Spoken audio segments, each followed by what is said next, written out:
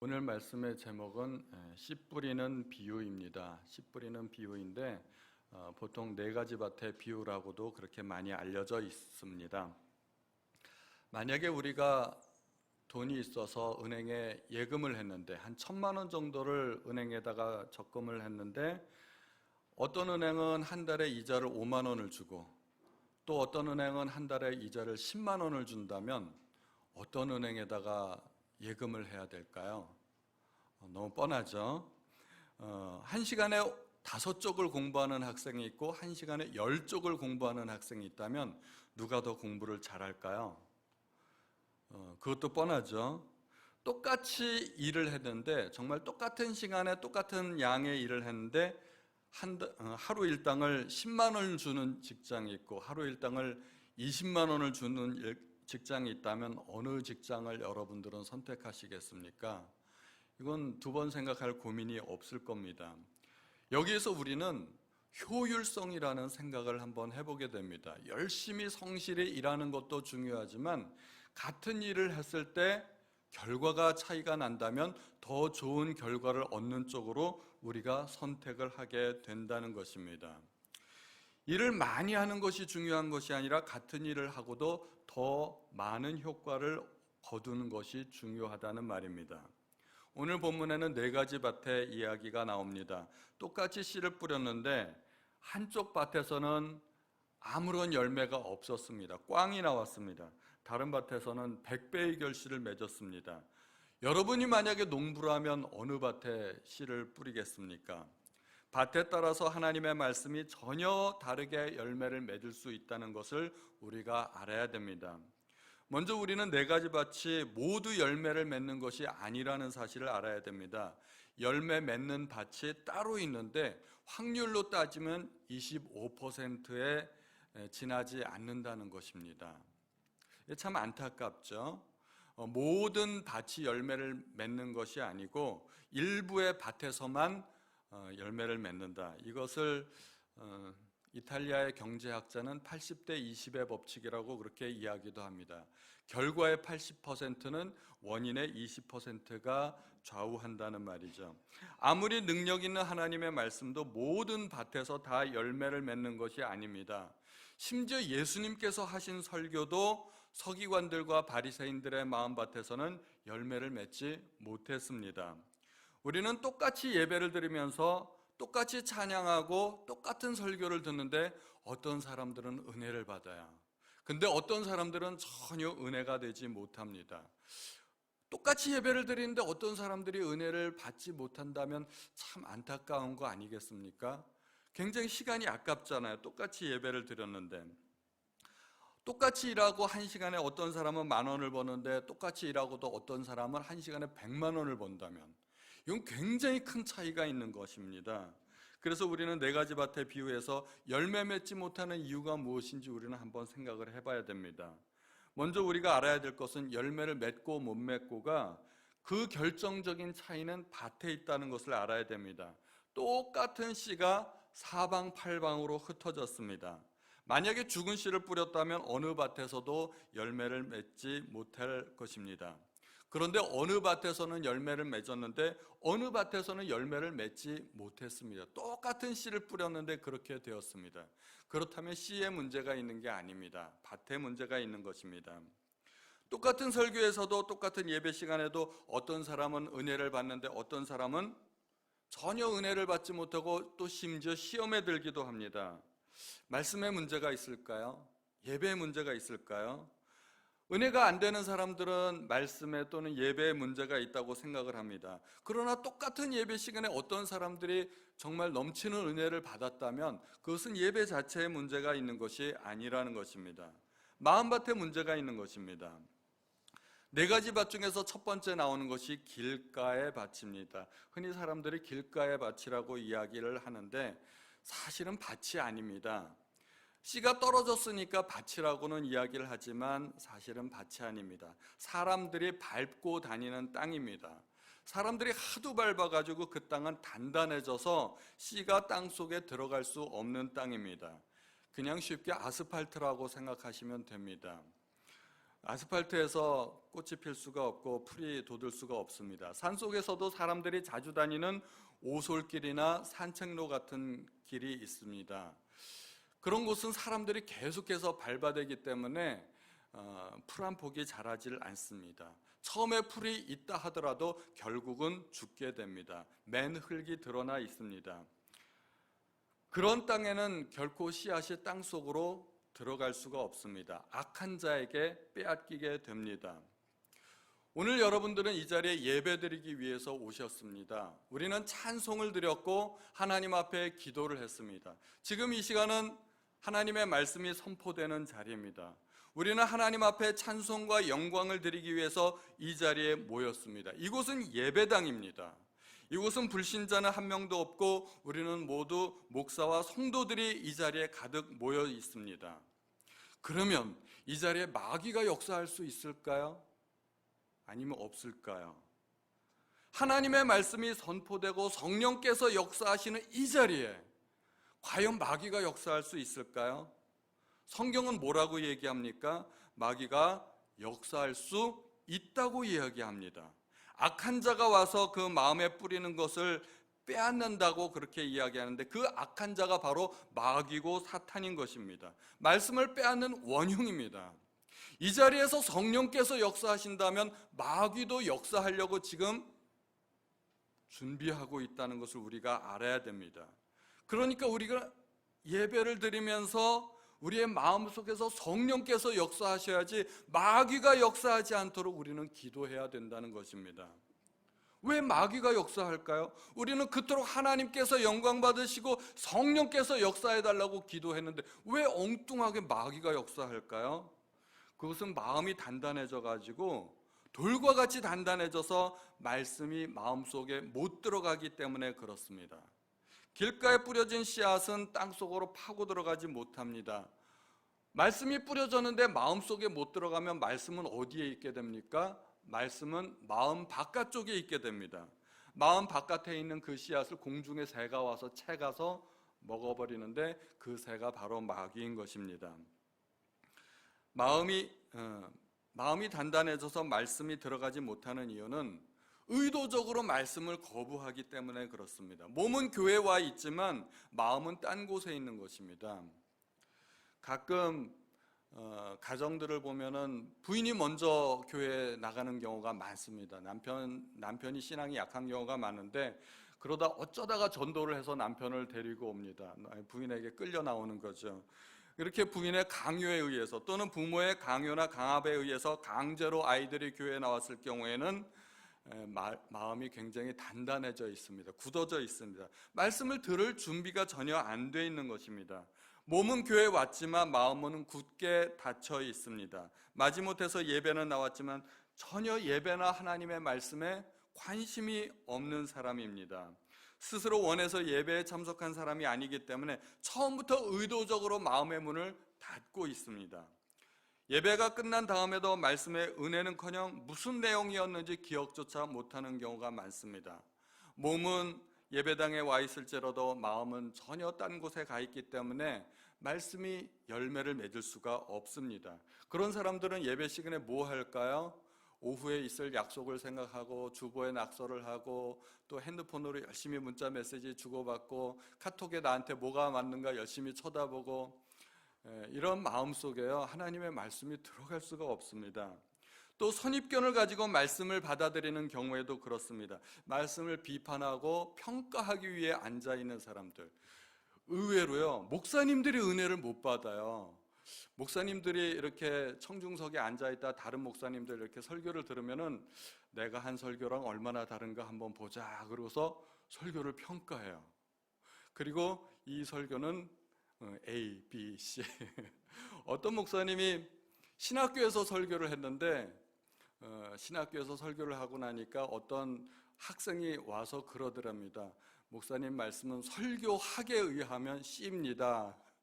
그랬더니 목사님이 너는 예배를 드리는 사람으로서 F다 그렇게 얘기를 했답니다. 설교를 그렇게 들으면 안 된다는 거죠.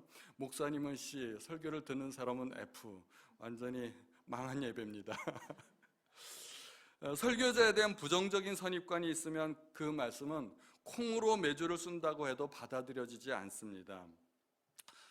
설교자에 대해서 너무 잘 알고 있는 경우에도 그렇습니다. 설교자의 사생활을 지나치게 잘 알고 있으면 자기는 저렇게 살지 못하면서 그렇게 생각이 되죠. 그런 분들이 이렇게 말씀을 전하면 속으로 어떻게 생각이 될까요? 너나 잘하세요.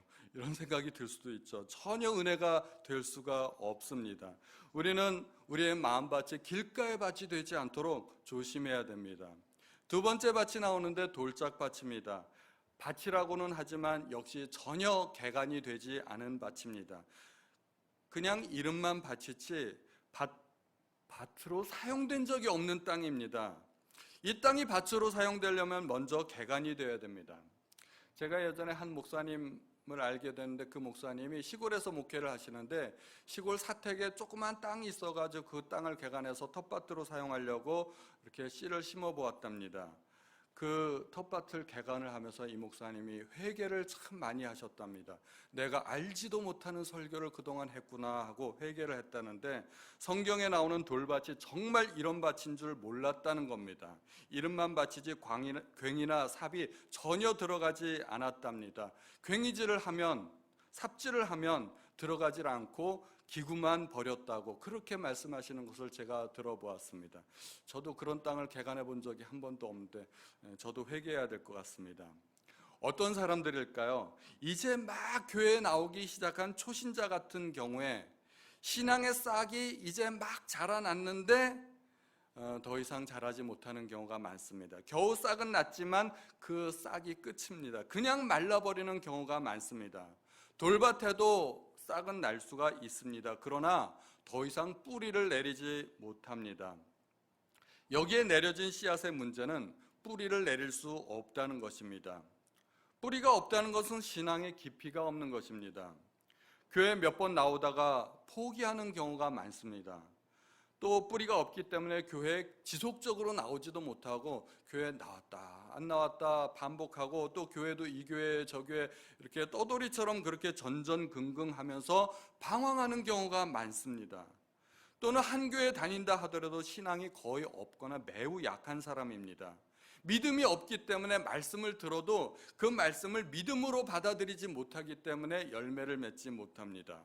히브리서 4장 2절에 보면 저희와 같이 우리도 복음 전함을 받은 자이나 그러나 그 들은 바 말씀이 저희에게 유익이 되지 못한 것은 듣는 자가 믿음을 화합지 아니함이라고 말씀하고 있습니다. 말씀을 들었을 때 거기에다 믿음으로 이 배합을 해야 그 말씀이 자라는데 믿음이 전혀 없는 거예요. 그러니까 열매를 맺지 못합니다. 말씀을 들을 때는 좋은 마음으로 말씀을 받기도 합니다. 그러나 신앙이 어리기 때문에 도전적인 그런 말씀을 받아들이지 못합니다. 위로와 격려가 되는 말씀은 달콤한 말씀은 잘 받아들이지만 책망과 희생과 헌신이 요구되는 말씀은 받아들이기 힘듭니다. 그리스도 안에서 어린아이와 같은 신앙이라고 할 수 있습니다.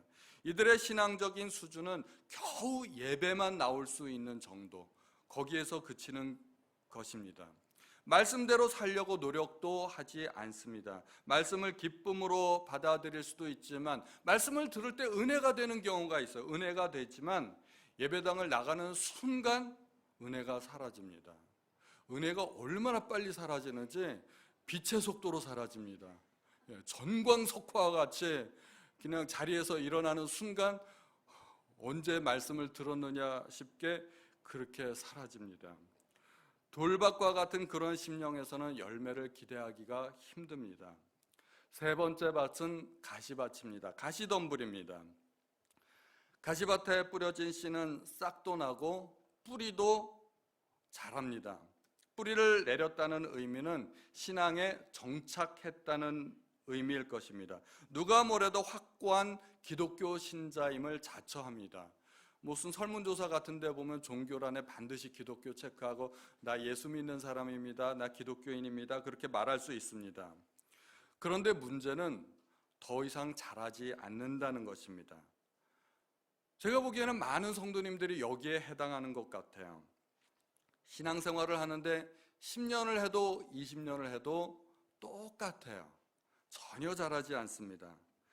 이들은 그래도 교회 좀 다니고 신앙생활을 좀 했다는 분들이 많습니다. 교회 소위 말하는 짬밥이 있는 거죠. 기도시키면 나름대로 기도도 어느 정도 하고 성경 지식도 많이 있습니다. 노력을 좀 합니다. 신앙생활 하려고. 그런데 그 결심이 그렇게 굳질 못합니다. 오래 못 갑니다. 매번 결심을 하지만 항상 작심삼일에 그치는 경우가 많습니다. 성경도 스스로 찾아서 읽으려고 하지만 항상 읽기 시작하면 창세기에서 그칩니다. 이 출애굽기, 레위기를 넘어가지 못하는 경우가 많습니다. 헌신과 결단이 요구되는 그런 어려운 설교도 제법 잘 듣고 은혜도 받을 수 있습니다. 주님 안에서 열심히 살겠다고 결심은 하지만 그 결심이 오래가지 못하는 경우가 많습니다. 그래서 늘 제자리 걸음을 하게 됩니다. 가시덤불에 막혀서 성장하다가 중도에 멈추기 때문에 믿음의 거목으로, 신앙의 거목으로 자랄 수가 없는 것입니다. 세상의 염려와 재물의 유혹에 말씀이 막히기 때문에 열매를 맺지 못합니다. 이런 분들은 신앙생활을 보통 때는 잘합니다. 보통 때는 잘하는 것 같이 보이는데 결정적인 순간에 잘못된 선택을 하기가 쉽습니다. 신앙이냐 불신앙이냐 또는 주님이냐 세상이냐의 갈림길이 나오게 될 때 이때 결정적인 순간에 잘못된 선택을 하는 경우가 많습니다. 주님이 원하시는 선택을 하기보다도 나한테 유리한 선택, 그냥 세상적인 선택을 하기가 쉬운 겁니다. 그래도 교회 다닌 경력이 있기 때문에 주변에서 주어들은 그런 것들이 많아서 제법 성경 지식도 있고 아는 것이 많습니다. 그런데 정작 중요한 행동이 뒤따라주지 않는 경우가 많습니다. 교회에서는 말만 많은 사람들이 여기에 해당하는 경우가 있습니다. 나무로 치면 잎이 무성한데 열매가 없는 나무예요. 이런 사람들이 교회에서 문제를 일으키는 경우가 많습니다. 교회 경력이 많기 때문에, 신앙 경력이 오래되었기 때문에 10년 이상 20년 30년 되는 경우도 많기 때문에 교회에서 집사도 되고 안수집사도 되고 권사나 장로가 되고 이런 직분도 맡게 됩니다. 봉사도 합니다. 주일학교에서 봉사하고 또 주방 봉사도 하고 안내도 하게 되고 여러 가지 봉사를 하게 됩니다. 그런데 의외로 정작 신앙은 없어요. 그런 경우가 많습니다. 신앙 없이 일을 하다 보니까 사실 일꾼이라기보다는 어떤 때는 일이 더 생겨요. 그 사람 때문에. 그 사람은 열심히 일하는데 그 사람 때문에, 열심히 일하는 그분 때문에 주변에서 상처받고 시험에 드는 경우도 있습니다. 그런데 그분은 자기 자신은 일꾼이라고 생각하는 거죠. 왜 교회에서는 나 혼자만 일하느냐, 이렇게 생각하는 경우도 많습니다. 이러한 분들은 신앙의 깊이가 없다 보니까 성령의 열매를 맺지 못합니다. 우리가 잘 알고 있는 성령의 9가지 열매는 뭘까요? 그런 성령의 9가지 열매들은 성령님의 성품입니다. 사랑, 희락, 화평, 오래 참음, 자비, 양선, 충성, 온유, 절제. 이거는 인격과 성품과 관련된 것들입니다. 내가 뭘 해냈느냐 하는 것과 별로 관계가 없어요. 성령의 인품인데, 신앙 인격인데 가시떨기에 맡은 그런 인품이 부족하게 되는 것입니다. 예수님의 성품을 닮지 않은 겁니다. 그럼에도 불구하고 본인은 교회에서 일꾼이라고 생각하는 경우가 많습니다. 그런데 우리가 명심해야 될 것, 만약에 열매가 없다면 가시밭이나 길가의 밭이나 돌짝밭이나 다 똑같습니다. 다 똑같습니다. 열매가 없다는 의미에서는 3가지 밭은 다 똑같습니다. 마태복음 21장에 보면 예수님께서 예루살렘 성으로 가시다가 길가에서 한 무화과 나무를 보셨습니다. 이른 아침이었기 때문에 예수님께서 식사를 못하셨고 시장하셨습니다. 그래서 혹시 나무에서 무엇인가 먹을 것이 있을까 해서 나무에 가까이 가서 보셨습니다. 그런데 잎만 무성했을 뿐이지 열매가 없었습니다. 그래서 예수님께서 나무를 저주하셨습니다. 이제부터 영원토록 열매를 맺지 못할 것이다. 그 다음날 똑같은 길을 가는데 제자들이 보니까 그 나무가 완전히 말랐습니다. 뿌리에서부터 말랐습니다. 말라 죽은 것입니다. 주님도 열매 맺지 못하는 무화과 나무를 좋아하시지 않는다는 것입니다. 누가복음 13장에 보면 한 농부가 무화과 나무를 심은 이야기가 있습니다. 3년 동안 나무를 가꾸었는데도 열매가 없었습니다. 그래서 주인은 나무를 찍어버리라고 말했습니다. 그랬더니 농부가 주인을 말립니다. 한 번만 더 기회를 주어서 두릅하고 거름을 주고 우리가 한번 기다려 봅시다. 그렇게 이야기를 합니다. 그래도 만약 열매를 맺지 못하면 그때 찍어버리자고 이야기합니다. 과일나무들은 대체로 제목으로 쓰기에는 적당하지 않습니다. 제목이 잘 되지 않습니다. 과일나무의 유일한 목적은 과일을 얻는 것입니다. 그래서 과일이 열리지 않으면 그 나무는 찍어버려야 맞습니다. 잎이 무성한 나무는 가장 안타까운 나무에 해당이 됩니다. 어떤 목사님이 말씀하시기를 잎만 무성한 나무는 목사를 약 올리는 성도라고 그렇게 표현을 하시더라고요. 길가의 밭처럼 싹도 내리지 않거나 겨우 싹만 나거나 아니면 돌짝밭처럼 그렇게 싹만 난 경우에는 처음부터 그냥 일찍 포기하게 됩니다. 딱 보면은 저 사람은 길가의 밭이구나, 돌짝밭이구나, 뭐 이런 거 알잖아요. 이제 완전 초신자구나. 그러면 기대를 안 합니다. 그런데 싹도 나고 뿌리도 나고 줄기가지가 아주 무럭무럭 자라고 잎이 무성해졌는데 근데 열매가 없다는 것은 농부로서는 가장 큰 손실에 해당된다는 것입니다. 가장 많은 공을 들였는데 열매가 없기 때문입니다.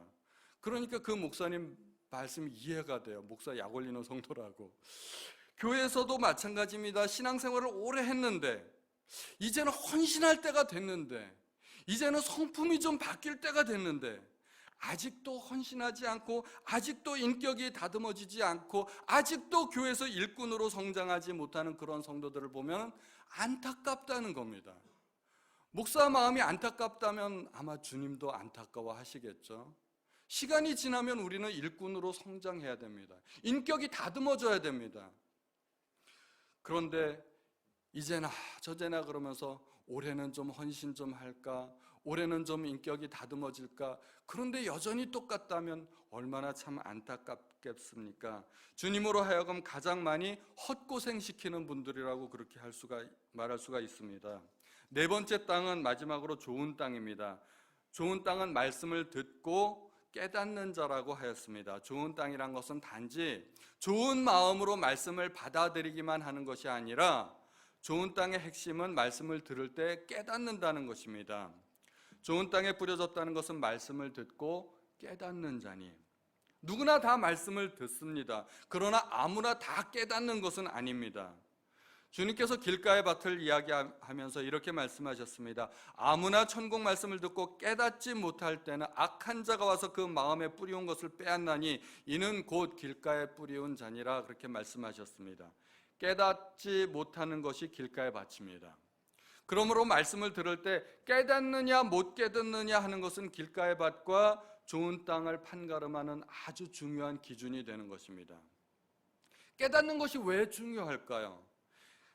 우리가 깨닫지 못하면 어떤 변화도 일으키기 어렵기 때문에 그렇습니다. 행동의 변화를 일으키는 가장 근본적인 요소가 바로 깨닫는가 깨닫지 못하는가 하는 것입니다. 한 어머니가 있었습니다. 어머니의 얼굴이 화상으로 일그러졌습니다. 그 어머니가 학교에 갈 때마다 아들은 못마땅해 했습니다. 아이들이 손가락질하고 이상하게 여길 때마다 이 아들은 부끄러워했습니다. 그런데 이 아들이 어느 날 깨닫게 됩니다. 자기가 아기였을 때 집안에 불이 나서 그 불 가운데 있는 자기를 구하기 위해 어머니가 목숨을 무릅쓰고 그 화재로부터 구하기 위해 불 가운데 뛰어들었다가 얼굴이 화상으로 그을리게 된다는 것을 알게 됩니다. 그리고 이 아들의 마음이 바뀝니다. 어머니의 화상 입은 얼굴은 세상에서 가장 아름다운 얼굴이라고 그렇게 생각하고 그렇게 말을 하게 되는 것입니다. 밤새도록 고기 잡다가 실패한 베드로가 예수님의 말씀에 순종해서 그물을 한 번 더 내렸을 때 그물이 찢어지도록 고기를 잡게 됩니다. 그리고 나서 자기 앞에 서 있는 분이 누구인지를 깨닫게 됩니다. 그 깨달음이 베드로로 하여금 모든 것을 버리고 예수님을 쫓을 수 있게 만든 것입니다. 아버지의 사랑을 배신하고 유산을 물려받아 집을 나간 둘째 아들이 있었습니다. 결국은 허랑방탕하다가 자기의 모든 재산을 탕진하게 됩니다. 재산을 탕진하고 나서야 비로소 자기가 아버지 앞에 얼마나 큰 죄를 지었는지 그리고 아버지가 얼마나 자기를 사랑했는지를 깨닫게 됩니다. 그 깨달음이 이 둘째 아들의 발걸음을 집으로 돌이키게 만들게 되는 것입니다. 깨달음이 없이 억지로 되는 것은 없습니다. 무엇인가 큰 깨달음이 있을 때 가치관의 변화를 일으키게 되고 행동의 변화를 일으키게 됩니다. 무협지에 나오는 주인공들을 보면 전부 다 행동의 변화를 일으키게 되는 원인이 깨달음을 통해서 오게 되는 것입니다. 왕궁에서 일어난 반역으로 말미암아 왕족들이 전멸하고 어린 왕자만 유모품에 안겨 대궐을 겨우 빠져나오게 되었을 때 늙은 신하의 아들로서 그렇게 농사꾼으로서 자라게 됩니다. 어느 날 이 늙은 아버지가 20세 되던 해 아들을 앞에다 놓고 왕궁에서 입는 그 신하의 옷을 차려입고 그 아들한테 절을 합니다. 전하 하면서 눈물을 흘리면서 그간의 사연을 이야기하게 됩니다. 늙은 아버지의 농사꾼의 자식으로서 자랐던 이 아들이 자기가 비로소 왕족인 것을 깨닫게 됩니다. 그리고 그 이후에 그 아들의 삶이 바뀌게 되는 것입니다. 자기가 무엇을 위해서 살아야 되는지 그 사명을 깨달았기 때문에 그렇게 되는 것입니다. 그래서 깨달음이 결실이라고 말하는 것입니다. 부모의 사랑을 깨달아야 효자가 되는 것입니다. 내가 이렇게 살면 안 되겠구나 하는 깨달음이 있어야 삶의 자세를 바꾸게 되는 것입니다. 예수님도 깨달음에 관해서 많이 강조하셨습니다. 예수님께서 제자들에게 한 번은 설명하시면서 입으로 들어가는 것이 사람을 더럽게 하는 것이 아니고 입에서 나오는 것이 사람을 더럽게 한다고 말씀하셨을 때 베드로가 그게 무슨 뜻입니까? 묻습니다. 그때 예수님께서 대뜸하시는 말씀이 너희도 아직까지 깨달음이 없느냐 하고 제자들을 책망하셨습니다. 예수님께서 바리새인과 사두개인들의 누룩을 주의하라고 말씀하셨을 때 제자들은 이해하지 못하고 그것이 떡에 관한 이야기구나 하고 오해했을 때 예수님께서 제자들에게 또 한마디 하셨습니다. 너희가 아직도 깨닫지 못하느냐? 그렇게 제자들을 책망하셨습니다. 주님께서 제자들을 책망하셨을 때 그 책망의 내용은 대체로 두 가지였습니다. 제자들의 믿음이 없기 때문에, 또 한 가지는 제자들이 깨닫지 못하기 때문에. 예수님을 그토록 따라다녔으면 믿음이 성장해야 되고 깨달음이 있어야 된다는 것입니다. 예수님께서는 많은 설교들을 비유로 말씀하셨습니다. 제자들이 또 물었습니다. 예수님 왜 비유로 설교하십니까? 그때 예수님께서 하신 말씀이 내가 저희에게 비유로 말하기는 저희가 보아도 보지 못하고 들어도 듣지 못하고 깨닫지 못하게 하려 함이니라, 그렇게 말씀하셨습니다. 바리새인들과 서기관들로 하여금 깨닫지 못하게 하기 위해서 일부러 비유로 말씀하신다는 것입니다. 그런데 제자들에게는 따로 그 비유의 모든 해석을 다 해주셨습니다. 너희들은 듣고 깨달아라 하는 것입니다. 신약 성경에 보면 빌립이 에디오피아 내시를 전도했습니다. 에디오피아 내시가 마차를 타고 가면서 성경을 읽고 있었는데 이사야서의 말씀을 읽고 있었습니다. 빌립이 가까이 접근해서 대뜸 한마디 합니다. 읽는 것을 깨닫느뇨?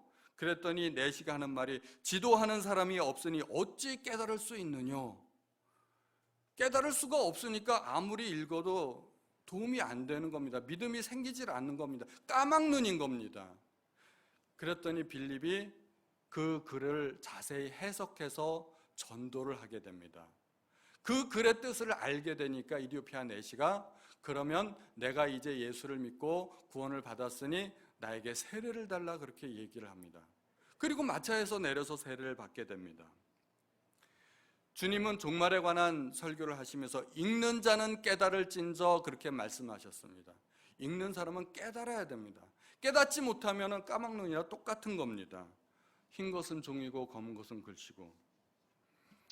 우리는 하나님의 말씀을 들을 때 깨달아야 됩니다. 말씀을 듣고도 깨닫지 못한다면 길가의 밭과 똑같다는 것입니다. 그 말씀이 내게 무엇을 의미하는지를 알아야 됩니다. 그래서 저는 말씀을 듣는 것을 낚시질과 같다고 그렇게 생각을 합니다. 호수에 수백 마리의 고기가 있어도 다 내 거 아닙니다. 내가 낚시질을 해서 내 낚싯대에 건져 올려오는 그 고기만 내 것이 되는 것입니다.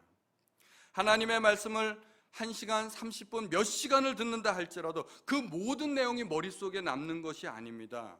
내 귀에 꽂히는 그 한마디가 있을 수 있습니다. 바로 그것이었구나. 우리는 그것을 건져내야 됩니다. 눈이 번쩍 뜨이게 하는 그 한마디의 말씀이 있을 수 있습니다. 그 말씀을 건지시기 바랍니다. 나에게 깨달음을 주시는 그 말씀 한마디. 우리가 주보를 보면 주님, 오늘 말씀 나눔이 질문이 있습니다. 그 중에 둘째 말씀이 이것입니다. 오늘 말씀을 통하여 깨닫게 된 것이 무엇입니까? 그런 질문이 있습니다. 그것은 설교 말씀이라는 그 연못에서 내가 낚아 올린 그 고기가 무슨 고기냐 하는 것입니다. 사람마다 다르겠죠. 은혜 받는 것이 사람마다 다 다릅니다. 그래서 말씀을 들을 때 집중해서 들어야 됩니다. 예배 끝나고 내 머릿속에 남아있는 그 한마디, 한 문장, 한 단어도 괜찮습니다. 어떤 비유나 예화도 괜찮습니다. 내 머릿속에, 내 마음속에 남아서 지워지지 않는 어떤 하나가 있어야 됩니다. 그 한 말씀을 붙드시기 바랍니다. 예배 끝나고 나서 나에게 충격을 준 한마디 말씀, 바로 그것이었구나. 그거 한마디만 건지시면 성공하신 것입니다.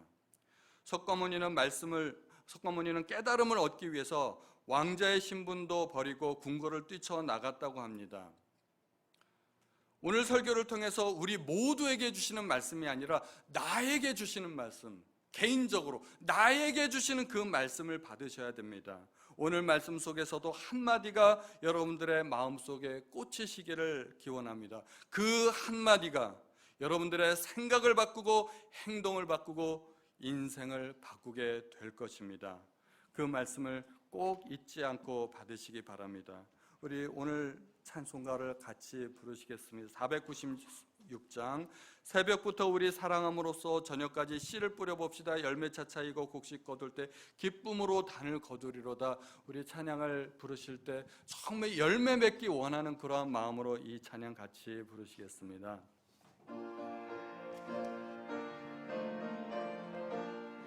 새벽부터 우리 사랑함으로써 저녁까지 씨를 뿌려봅시다. 열매 차차이고 곡식 거둘 때에 기쁨으로 단을 거두리로다. 거두리로다. 거두리로다. 기쁨으로 단을 거두리로다. 거두리로다. 거두리로다. 기쁨으로 단을 거두리로다. 비가 오는 것과 바람 부는 것을 겁을 내지 말고 뿌려봅시다. 이를 맞춰놓고 곡식 거둘 때에 기쁨으로 단을 거두리로다.